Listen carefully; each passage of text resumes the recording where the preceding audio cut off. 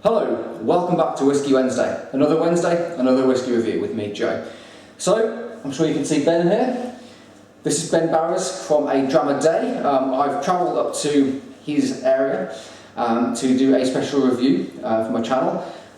I will now hand it over to Ben to do a little introduction as to kind of what he's doing with his channel. I am raising money for charity for the Children's Heart Surgery Fund, which is a UK-based charity in Leeds, which is where Joe was today. Trying to raise £5,000 for the specialist heart surgery unit that Leeds General Infirmary has got.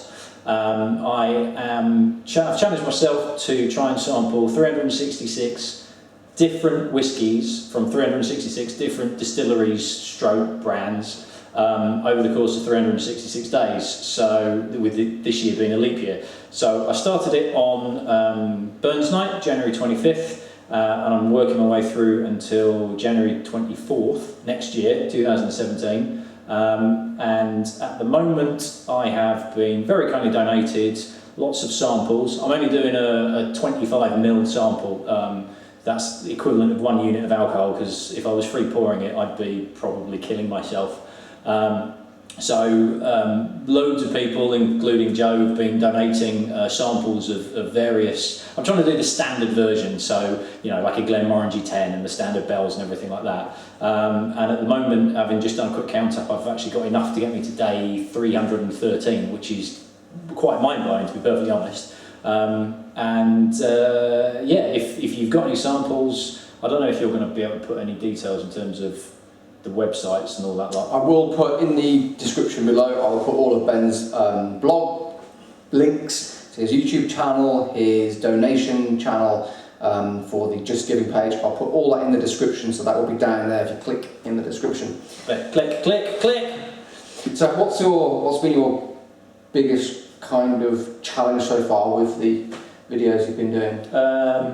To be honest, filming them, finding the time to film them. I'm basically, I put the kids to bed. I've got 2 daughters, and it's a boy on the way.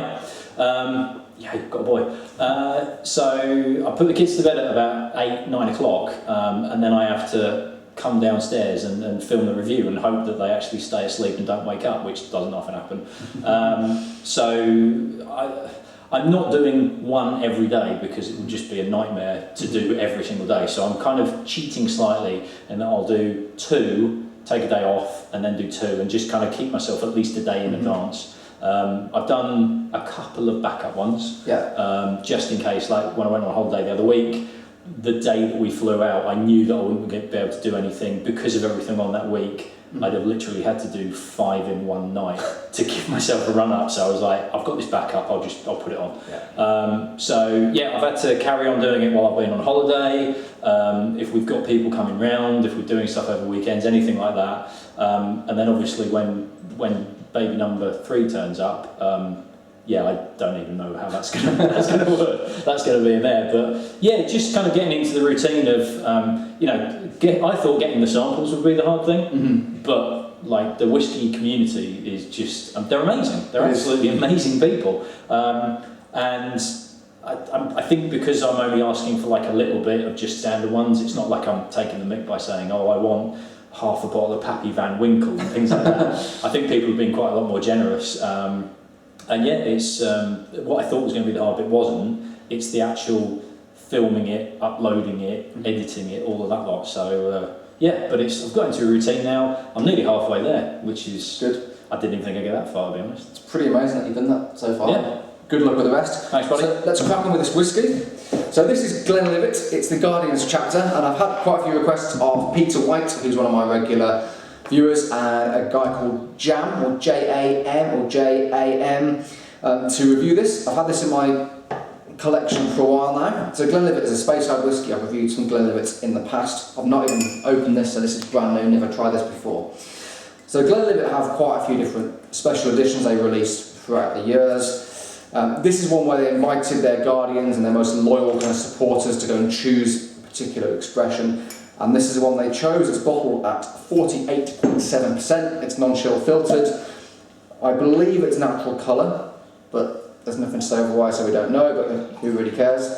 And I'm going to drink this out of an awesome champagne flute because then you're that posh. Because he's got a jacket on and he's trying to impress. There you go. Cheers, buddy. So, sherry cask matured Glenlivet, Guardian's chapter. This was £57 when it was released a couple of years ago. I'm going to really annoy some of your viewers now, because I'm going to do that. Well, that's fine. Just have it.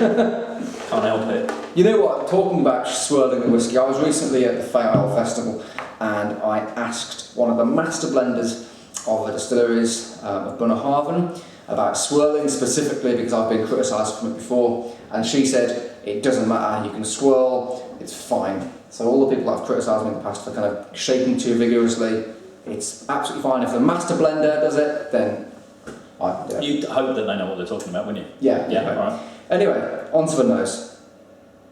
I've shaken up too much, I'm ruining it. That classic, I always associate orange with Glenlivet. Yeah. And you get a massive orange, but it's kind of orange rind, orange marmalade. I'm so glad you said that, because when I did the Glenlivet 12, I kept getting orange and I was like, is this just me? Or is that actually what it's supposed to be? I thought I was kind of finding something that wasn't there, but yeah, very much so. There's some sort of ginger there as well. My daughter's trying to get involved. Yeah, it's real orange peel, isn't it? Yeah. It's not as orange peel as that Bonnie Rose that we've just... Ben's been giving me some weird samples of some yeah. rather strange American stuff. Yeah, I want him to try them first before I try them.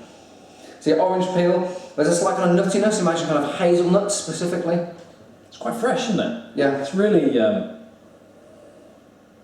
it's really like spring-like almost. Yeah, I'm really liking that. Bit of spice. Yeah, soft spice. That's for a taste. Mmm.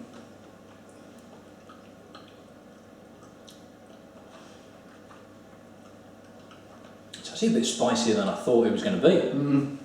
You get a big sense of the sherry cask, it's quite dry, quite austere. You get that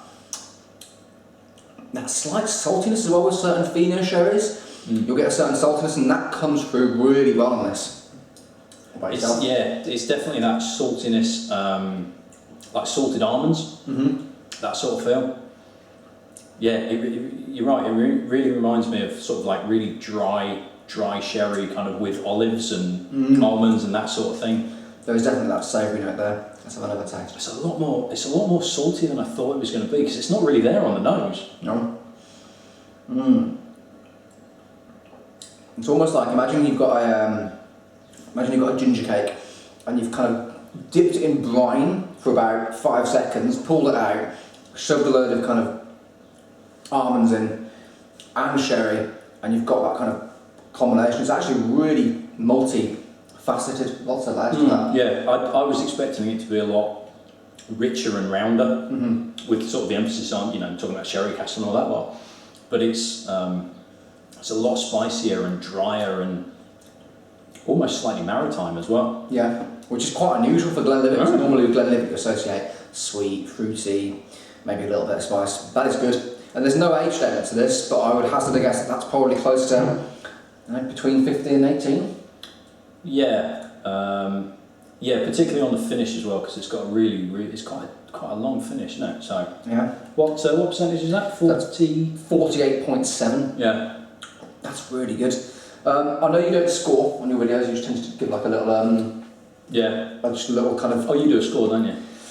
Yeah. So I mean, I really like that. I think that's a fantastic addition to the Glenlivet range, even though it's a limited edition, so you probably won't find this now.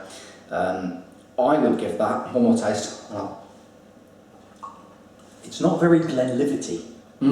I think if you were like a hardcore Glenlivet drinker and you bought that, it would actually catch you by surprise. It's not really a representation of Glenlivet, but it's quite good that they're doing something quite different and unusual. Yeah, and it's almost kind of like Old Pontley-esque. Yeah, but with just more depth to it. Yeah, good call. I would give it a 9 out of 10. I honestly think that's one of the better whiskies I've had this year, even though it's a few years old. Bottling wise, that's fantastic. That's a 9 out of 10 for me. I'd probably be pretty close to that, 8.5 maybe, something like that. But yeah, that's really surprising. I wasn't expecting that at all. Good. So there we go. Thank you so much for watching. Please support Ben's channel. Go check it out. His reviews are awesome. They're not too long. Please, if you've got any drams to spare, as I say, all the details will be in the description. So please click the box. And I will see you next week for yet another whiskey review. Cheers, guys. Bye-bye. Cheers. Cool.